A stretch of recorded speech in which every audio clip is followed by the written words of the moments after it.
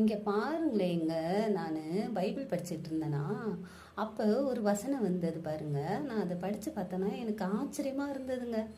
என்னன்னு தானே கேட்குறீங்க? ஆமாங்க. ஏசப்பா ஒரு இடத்துல அமர்ந்திருக்காங்க. அப்போது அந்த பரிசேர் சதிசேருன்னு இருப்பாங்கல்ல, அவங்க வந்து ஏசப்பா கிட்ட அவங்க சீசரெல்லாம் குறை சொல்லுவாங்க.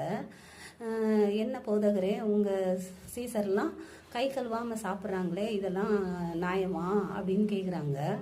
நம்ம முன்னோர்கள்லாம் இப்படி செஞ்சதில்லையே, அவங்கெல்லாம் எல்லாத்தையும் கையெல்லாம் கழுவிக்கிட்டு சுத்தபத்தமாக தானே சாப்பிடுவாங்க, இவங்க அப்படியே சாப்பிட்றாங்களே அப்படின்னு கேட்குறாங்க. உடனே ஏசப்பா சொல்கிறாங்க, ஆமாம், நீங்கள் வந்து என் சீசர்கள் வந்து கை கை கழுவாமல் சாப்பிட்றது உண்மைதான். ஏன்னா வாய்க்குள்ளே போகிறதெல்லாம் தீட்டுப்படுத்தாது, வாயிலிருந்து வெளியே வர்றதை தான் தீட்டுப்படுத்தும் அப்படின்னு சொல்கிறாங்க. உடனே அது ஆச்சரியமாக இருக்குது.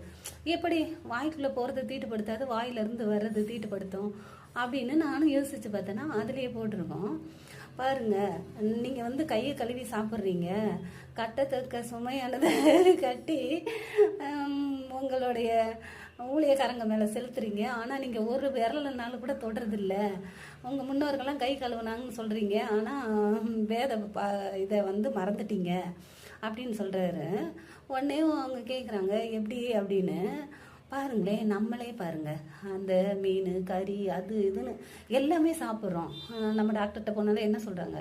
என்ன வேணாலும் சாப்பிடுங்க, உடம்புக்கு நல்லது அப்படி தானே சொல்கிறாங்க. ஆனால் பாருங்களேன், ஒரே வார்த்தை தான்.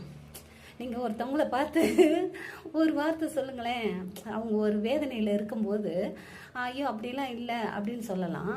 இல்லை, ஒருத்தவங்க சந்தோஷமாக இருக்கும்போது படக்குன்னு ஒரு வார்த்தை கேட்டால் அவங்க சாப்பிட்ற நிலைமைக்கு போயிடுவாங்க. இல்லை, அப்போ சாப்பிட்றது வந்து தீட்டுப்படுத்தாது, சாப்பிடலாம். ஆனால் வார்த்தை வந்து ஒருத்தவங்களை அழகாக கஷ்டப்படுத்திடுங்க. ஒரே வார்த்தையில் அவங்க இருதயத்தை கொண்டு போட்டுருவாங்க. சில பேர் பார்வையிலே கொண்டுருவாங்கங்க. ஆமாம், அப்படின்ற மாரி பார்ப்பாங்க. இவங்கெல்லாம் ஒரு ஆள் அப்படின்னு ஒரு பார்வை பார்ப்பாங்க பாருங்க நம்மளை. நம்ம ஒரு வேதனையில் போயிருப்போம், ஆனால் அவங்க என்ன நினச்சிக்குவாங்க, இவங்கெல்லாம் நம்மக்கிட்ட வராங்க பாரு, எனத்தையாவது கேட்டுற போகிறாங்க அப்படின்னு நம்மளை விட்டு விலகி போவாங்க. அப்போ நமக்கு தோணும், என்னடா இது அப்படின்னு நினச்சி நம்ம வேதனைப்படுவோம் இல்லையா? அதுதான் சில பேர் பாருங்கள், வெடுக்குன்னு கேட்டுருவாங்க. அவங்க என்ன நினைப்பாங்க, ஏது நினைப்பாங்க அதெல்லாம் பற்றி கவலையே பட மாட்டாங்க, படக்குன்னு பேசிடுவாங்க. நம்மளும் தான், நானும் தான், ஆனால் யோசிக்க மாட்டோம்ல. அதை தான் அவர் சொல்கிறாரு, வாய்க்குள்ளே போகிறது தீட்டுப்படுத்தாது, வாயிலிருந்து வெளியே வர வார்த்தைங்க தான் ஒருத்தவங்களுக்கு தீட்டுப்படுத்தும் அப்படின்னு சொல்கிறாருங்க. நான் உடனே ஆச்சரியமாக இருந்தது. ஆமாங்க, நாங்கள் ஒரு நாள் கஷ்டத்தில் இருக்கும்போது அப்படி தான். நம்ம இதுக்கப்புறம் உயிரோடு இருந்து